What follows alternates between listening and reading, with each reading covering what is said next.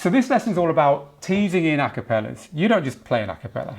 No. You like to big it up a bit. And the acapella you're going to be teaching this with is Kelly's Milkshake. Yep. So if you forget it, here it is again. Let's go. La la la la la, warm it up. La la la la la, the boys are waiting. La la la la la. Cool. It just kind of loops around like that. And you have got a beat over here that we can use to practice this with. So it's just a loop, an instrumental loop from a track. So let's listen. Go. So to just drop this acapella in, let's do that first. Just drop it in and listen to how it sounds. Okay, so we're waiting for the first beat. 1, 2, 3, 4.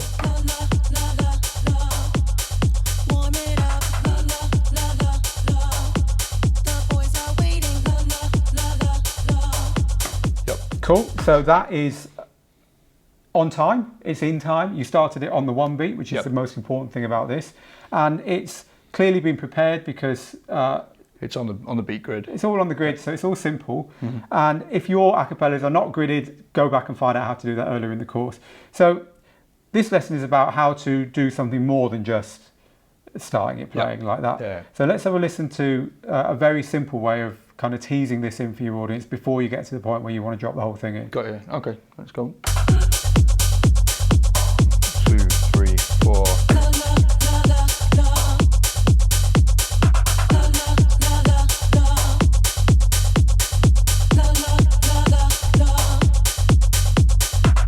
So if we do it like that, we can give them a bit of the acapella without hearing the whole song.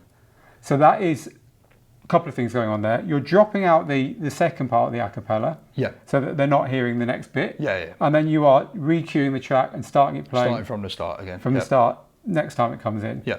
So, I mean, you could just stop it at the end of that little bit, couldn't you? Yeah, you could, yeah. But I guess the habit you're forming here is using the faders to cut things out, because when you've got more complicated stuff, you haven't always got the option of just stopping and starting. You're going to need to drop in again and so on. So that's great. We've now seen how to kind of get half of the acapella in, and I guess people in the club are going to want to sing the next bit, totally. and that helps because it's not there yet. But what about the start point? What about the one beat? Because you quite often don't start on the one beat. Let's have a listen to a variation where you just kind of tease it in on that using the cue point. Yeah. Okay. So let's try this.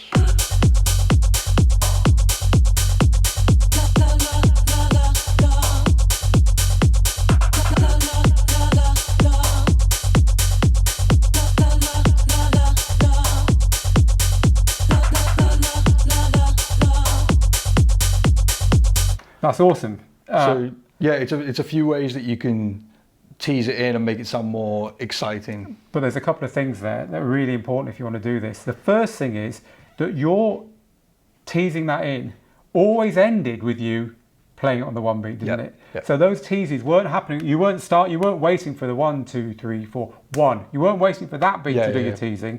You were doing it just before that. Yeah, exactly. So the final touch on the cue button was on the one beat still. Exactly. So that's really important, otherwise your timing is going to be out. The other thing I noticed, because you're using the cue button here, this is momentary, right? As soon as you take your hand off that, it stops.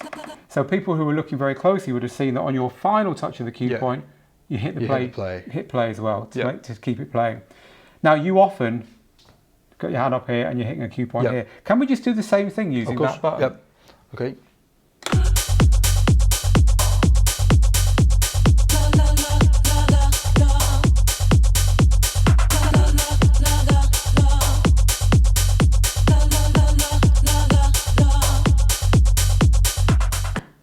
And there, you don't need to do the final touch on there. Exactly. Because on these ones, as soon as you hit play, it carries on playing.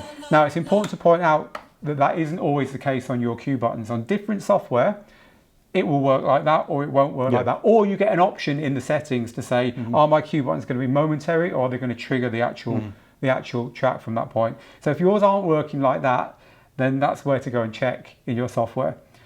So there's another acapella that you have pulled out that's an interesting one. So before we move on to look at ways of making this even more exciting, can we load that one up? Can we load up, pump up the jam? So the thing about this version of Pump Up the Jam that James has got is it's got a different, it's a remixed a cappella that you didn't even think you could get remixed a cappellas, did you? But you can. Yeah, you can. So let's have a listen to it first before we do anything clever with Okay, it. so the acapella by itself, let's press play from here. Pump up the jam, jam, jam, jam, jam, jam. So the acapella itself, it has like an echo on the end, and the echo is perfectly in time, and it just kind of drags the phrase out, so it's not so short. Okay, so this is now set up here. It's at the same time, both at 126 BPM. And let's do exactly the same thing this time, just to give another variation of what you just did. So in other words, starting on the 1, and then doing a few teasings, and then we'll move on from there. Okay.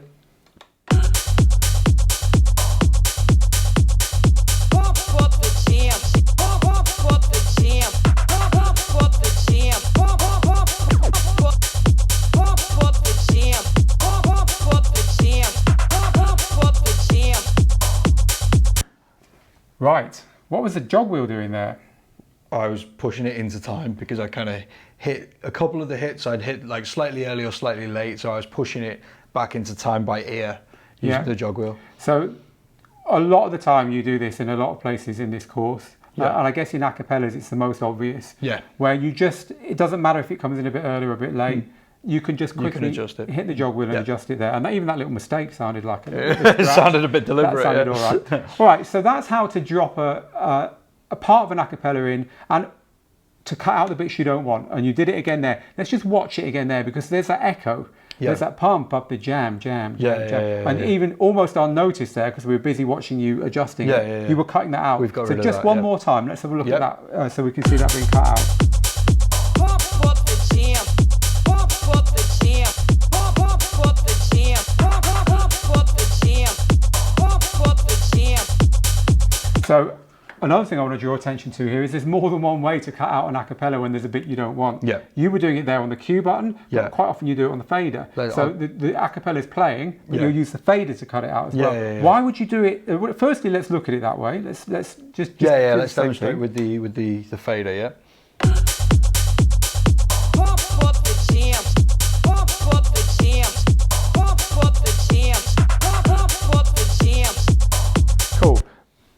Is there any reason to do it this way or this way, or does it just depend where your hands are? It depends where my hands are. It depends what else is going on. So there's no right or wrong there. It's just they'll both get the same effect. They both get you the same result, and there's nothing wrong about doing it in a different way if that suits you. It could be that your gear has got dodgy buttons that you're not really keen on hitting hard.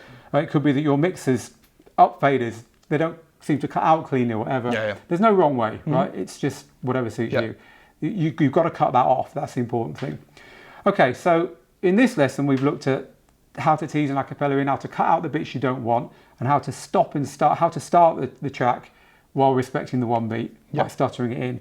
In the next lesson, we're going to stick with Pump Up the Jam, but we're going to show ways of stopping that acapella playing that are not pulling the fader down to tease them in. So we'll see you in this one. But do it first. Don't just move on. We want you to get these right first.